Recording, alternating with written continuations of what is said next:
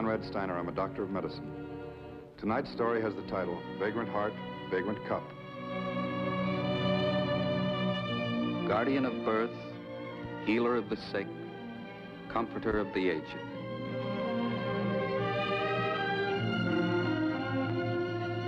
To the profession of medicine, to the men and women who labor in its cause, this story is dedicated.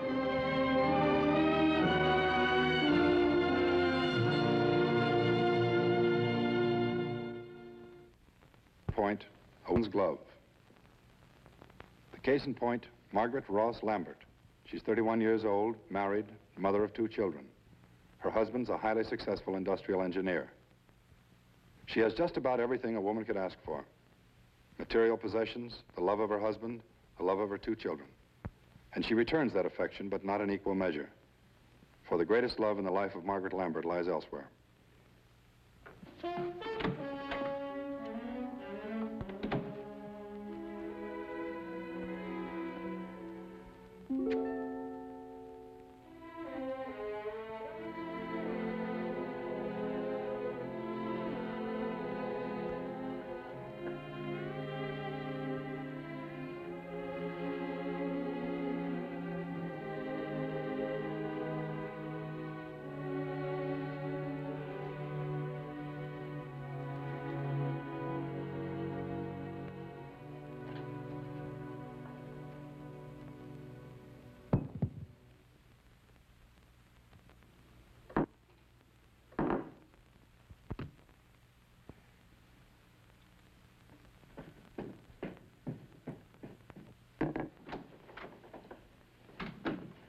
Hi, sweetheart.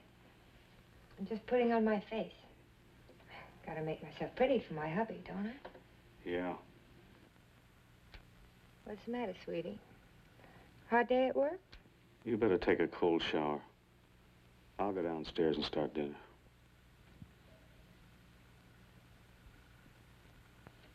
You're not mad at me, are you? No, I'm not mad at you. What are you grumpy about? Well, it hasn't exactly been an easy day for me either. My backache again. Taking care of the kids. Trying to get the housework done. You know what that lazy cow of a maid did this morning? She quit. Lazy cow. She just walked right out and left the place looking like a pigsty. Oh, I don't know, Tom. I just don't know. You promised me. You said you'd cut out the drinking during the day. Honest to Pete, sweetheart. It's just 'cause I was feeling so punk. You understand, don't you? Yeah, I understand. Hop to it now. I'll go downstairs and see what the kids are doing.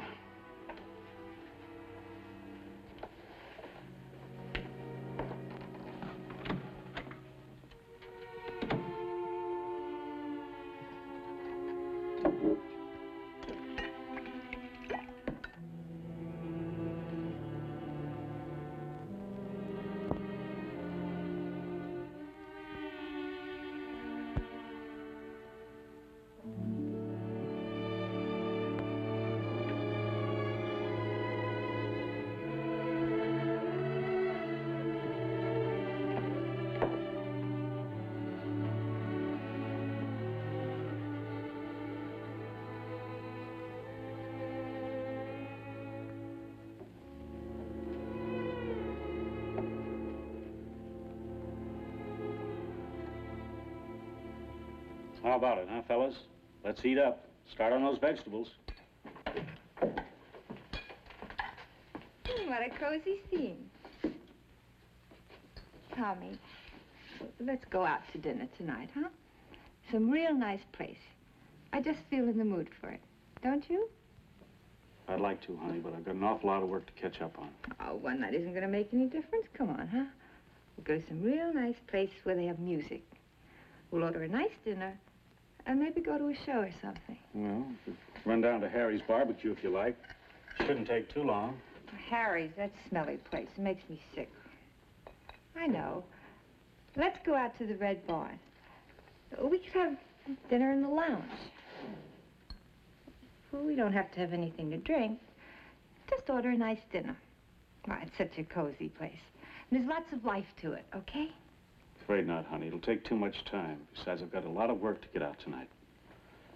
Okay, who's ready for dessert? I am. Hey, too, look how much I ate. Looks like you qualify. Well, just a minute. Well, what kind of monkey business is this? You ought to know better, Tom. You know what the rule is. Now, you kids sit there until you clean up your plates. You don't get a speck of dessert until you do, understand? We're filled up, Mother. Dad said... I don't care what your father said. And don't talk back to me. There's one thing I can't stand, it's a fresh kid. Now, clean up your plate and be quick about it. You understand? I don't feel good. I want to go to bed. Did you hear what I said?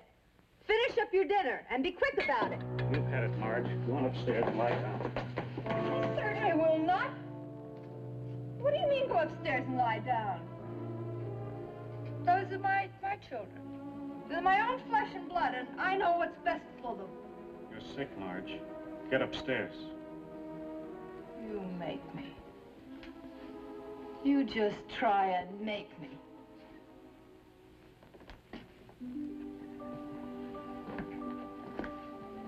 All right, fellas, go on upstairs and get ready for bed. I'll be up to see you in a minute.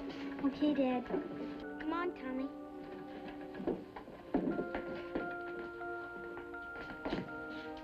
Well, aren't you going to kiss your mother goodnight? Good night, honey. Good night, baby. Sleep tight.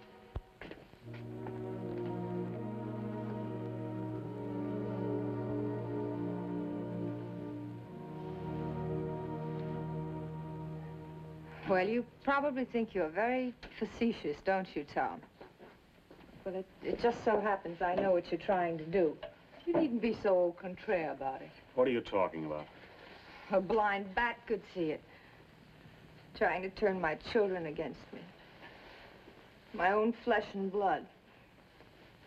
I didn't think you'd stoop to that. It's a pretty low trick, Tom.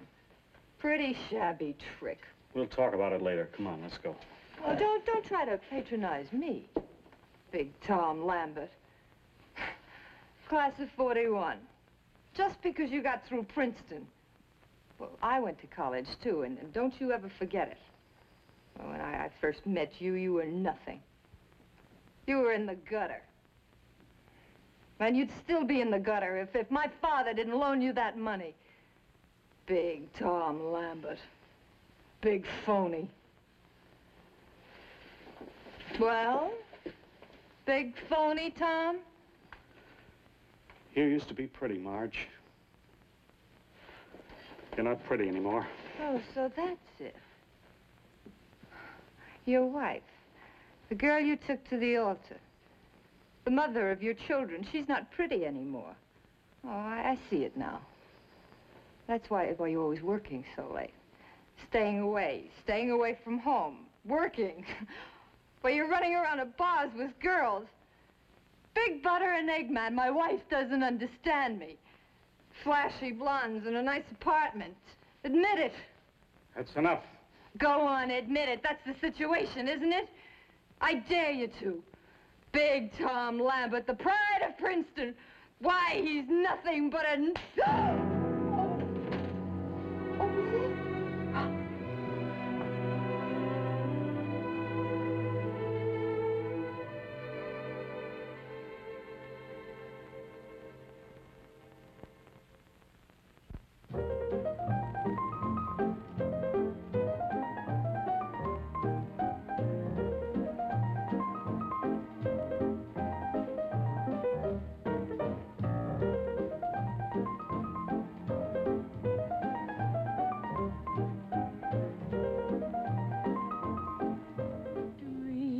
I had planned for tomorrow.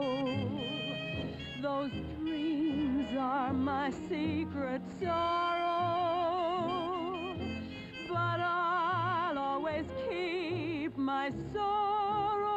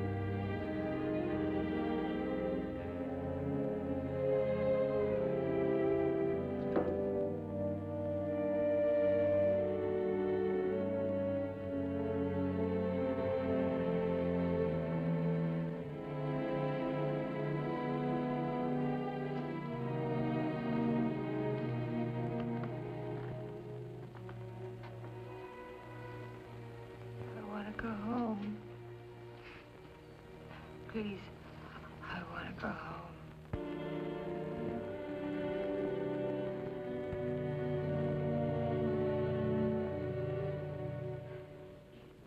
I'm going to be pretty frank with you.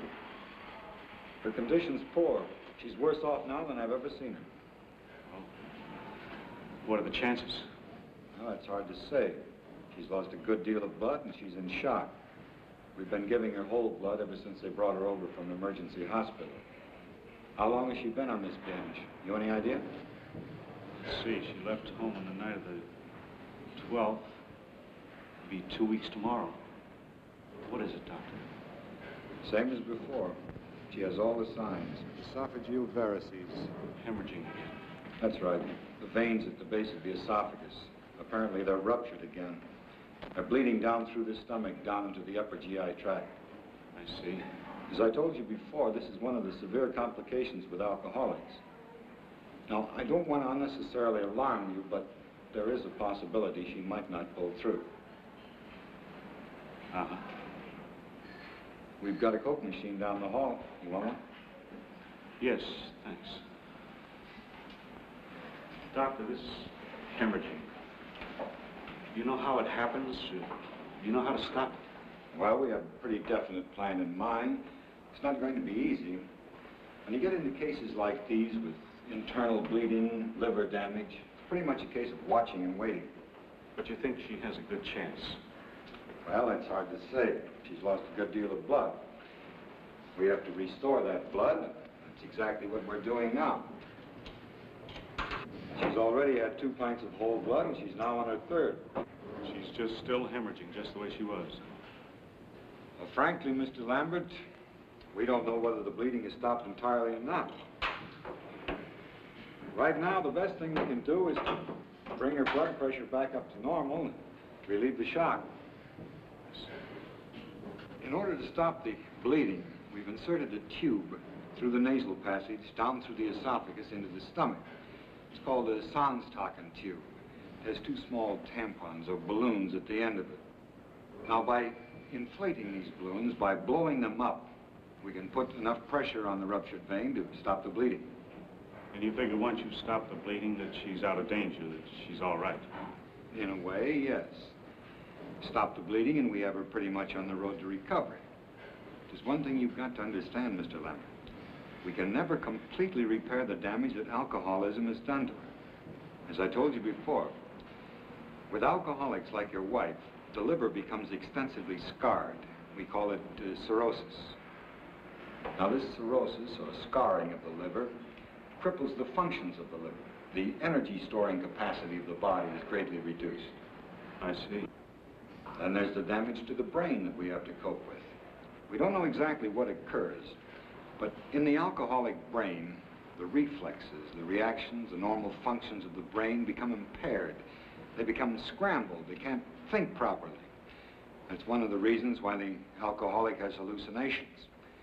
If the patient persists in this alcoholism, these changes in the brain cells become more and more pronounced, and he has less and less a chance of repairing the damage to the brain. If this damage becomes permanent, well, I guess you've seen some of the bums on Skid Row. How is it with Marge? She's in the acute stage. It's a little hard to say. I think in a week or so, with proper medical management, we can clear up her nervous disorder and mental confusion. It's the withdrawal process, Mr. Lambert, the toxic reaction. Now, you've been through it with her before. You may very well have to do it again.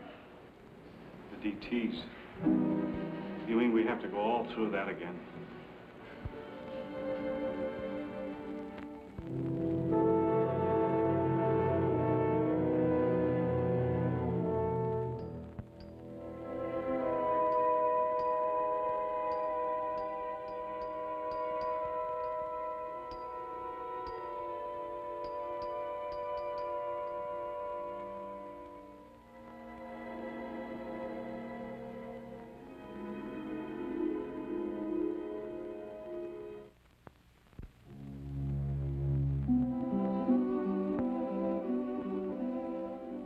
I wasn't sure about the color. I can exchange it for you if you want. idiot. It's perfect, and it's wonderful. And you know it. I wasn't sure. Glad you like it. It'll look pretty on you. Tom, there's something I have to talk to you about. It's very important. What is it? Like the end of the world coming next Tuesday? I've been thinking about it more than a week. Ever since I stopped seeing things. Since I got over the shakes. What is it, honey? I'm going to ask you a favor, Tom. And I don't want you to say yes or no right now. I want you to go home and think about it. Really think about it. What are you getting at? What's the matter? I want a divorce, Tom. I want you to divorce me. You're really climbing the walls, aren't you? I can't even figure out why I'm still alive. Please, honey. I don't know how it happened. I don't know when it happened. I drank. I kept on drinking. Somewhere along the line, I got lost, I guess. I walked along the edge too long, and I finally fell off. And I'll never make it back. I know I'll never make it back. Forget it. It'll be better tomorrow. Listen to me, Tom. I've made a hash of my own life. I've done pretty much the same with yours. But it's the kids I'm thinking about. I can't hurt them, and I won't hurt them. Any more than I already have, I mean. I won't do it to them. I'm not playing a heroine. Just trying to be practical about it. I'm a sick woman. I'm a stupid, sick woman. And I'm trying to do the best I can for my kids.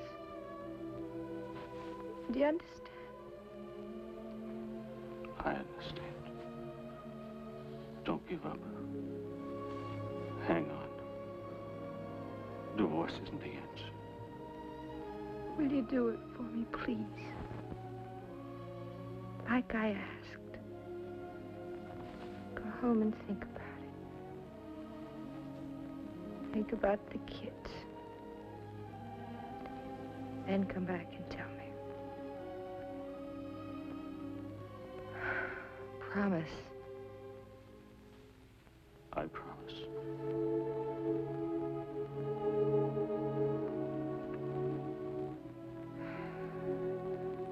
The doctor says it'll be next week.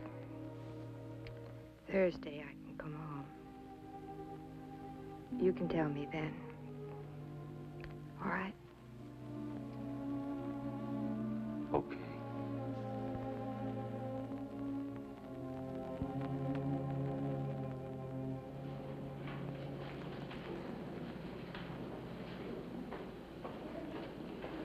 Mrs. Lambert, this way, please.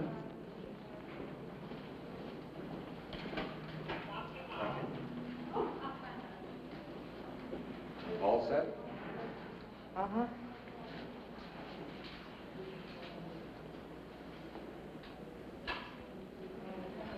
It's getting to be a pretty old scene, isn't it? Standing in some hospital corridor, saying goodbye. Trying to thank you all over again. That's happened to a lot of people, Mrs. Lambert. Hundreds of them. Thousands. It's happened to you before. Only there's one thing you've got to remember.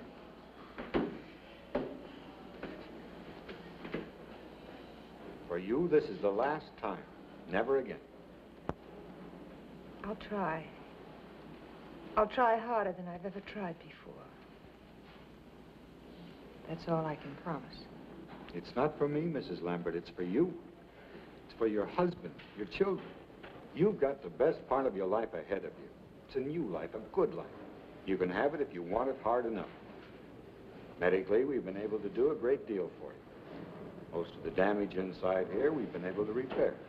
A few years ago, that wouldn't have been possible. We've done just about everything we could for you. But there's one thing we can't do. You know what that is. I know. Beat the bottle. I think we've mapped out a pretty sound program of therapy for you. Psychiatrist, follow-up visits at my office, the help the Alcoholics Anonymous group has offered. It's all there for you. Dr. Chase? Dr. Chase? Nothing personal, Doctor. I wish I never had to see you again.